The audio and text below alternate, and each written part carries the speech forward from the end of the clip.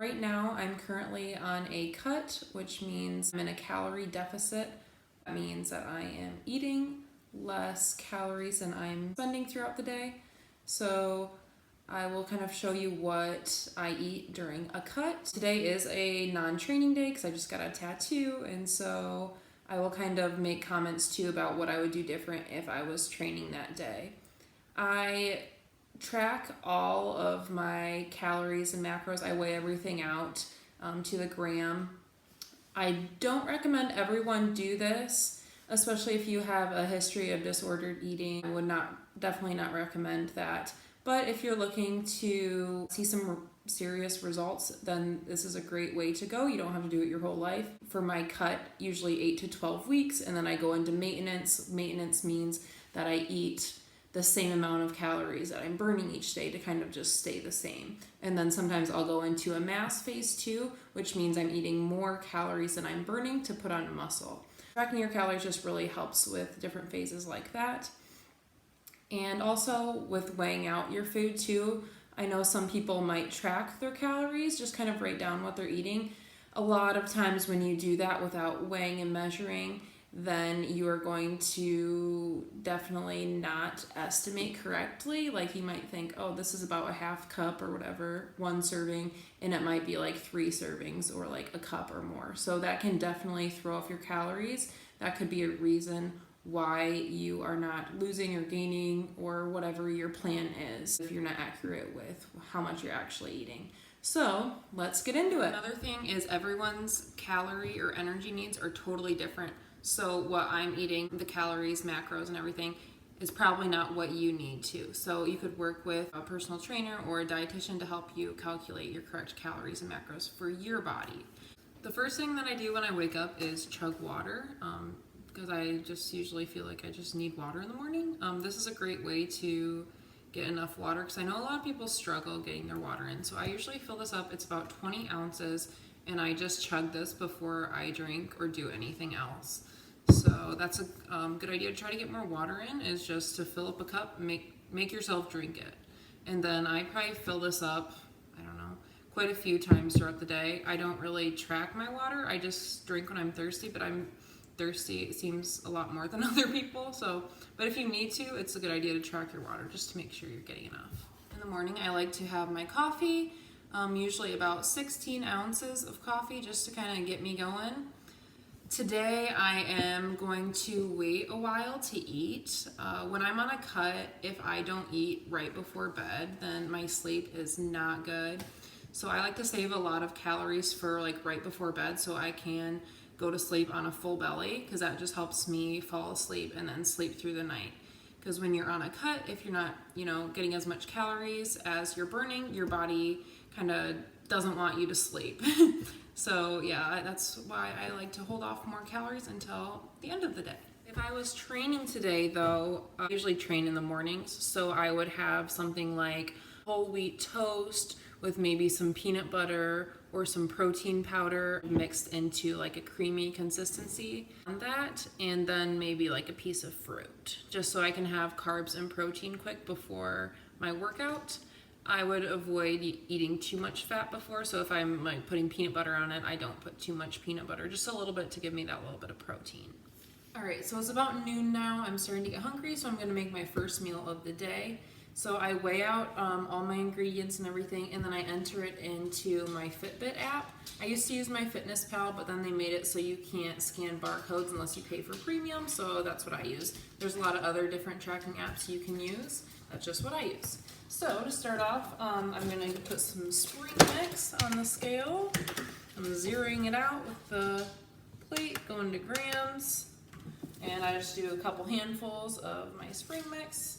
When you cook this, it really shrivels up, so I do a pretty good amount. Let's see, it's like 50 grams of spring mix, so then later I'll enter that into my phone, and then I zero it out. I'm gonna do some sweet potatoes.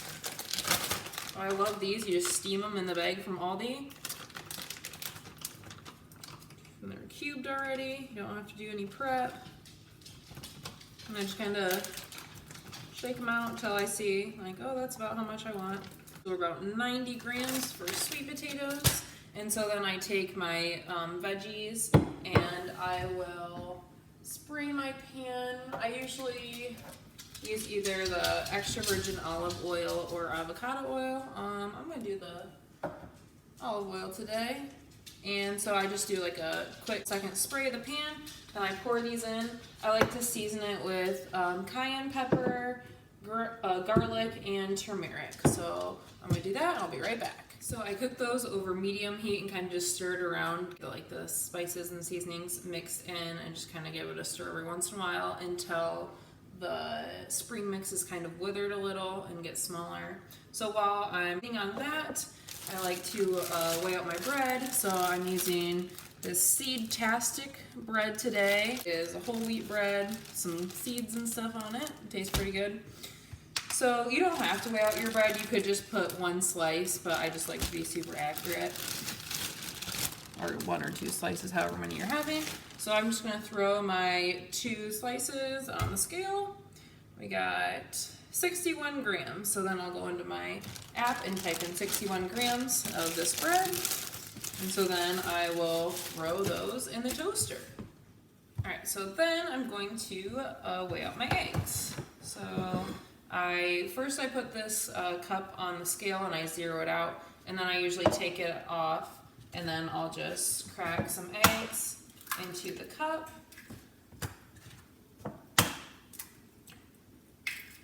About 3 today.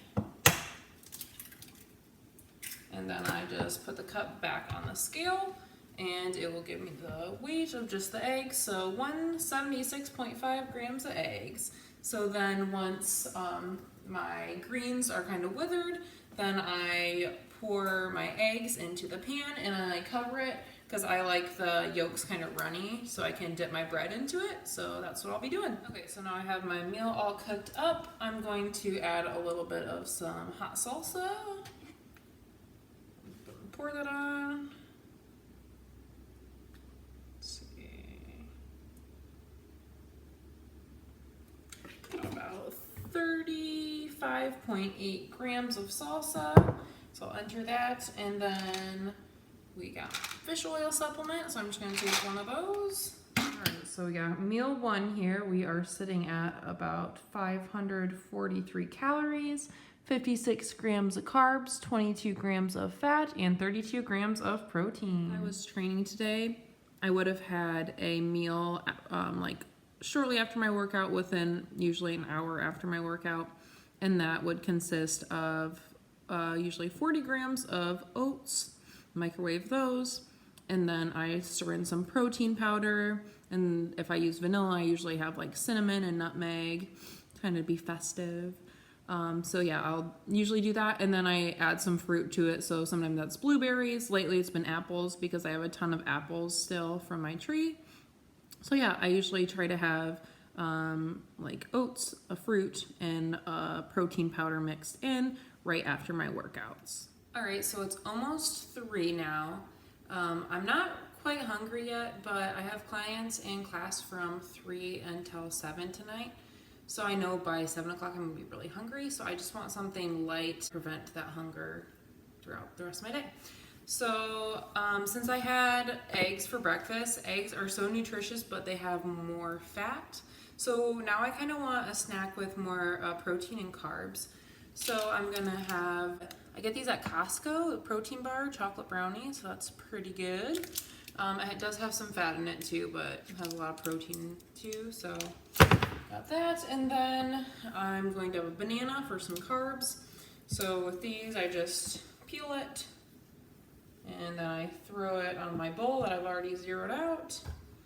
I got 185 grams, so I'll enter that into my app here. And so now after this snack, I'm at 897 calories, 121 grams of carbs, 30 grams of fat, and 55 grams of protein. So I just got done for the night. It's a little past 7, and I'm having my first supper. So for this meal, I already measured and weighed it out. I'm having, there's chicken breast here, there's carrots, and there's potatoes. I think it was 3.5 ounces of chicken breast, 3 ounces of carrots, and I think 4 or 5 ounces of potatoes. For my condiments, I'm having some buffalo sauce and some yellow mustard. I love mustard. It's such a great condiment because it has like 0 calories and no sugar or anything, so it's a great condiment to have. So with this meal, it puts me at 1,141 calories so far, 32 grams of fat, 163 grams of carbs, and 85 grams of protein for the day. I already had this in the crock pot. I put chicken bone broth. I just poured that in the crock pot and then put some frozen chicken breast, some of those little potatoes, and some carrots in. And I put in some like garlic, cayenne, and turmeric. Those are kind of my go-to seasonings. And then I closed the lid, put it on low for like 8 hours, and then I had a delicious meal, and it's super easy. Now I'm also going to take my ashwagandha supplement. So what ashwagandha does is it decreases your cortisol in your body. So cortisol is a stress hormone. When you are dieting or in a cut, not consuming as many calories, your body creates more cortisol, that stress hormone, and cortisol can make it hard for you to fall asleep and stay asleep. Cortisol also can make it harder for your body to shed fat. So I like ashwagandha because it helps with stress relief, and that also helps not have so much cortisol in your body.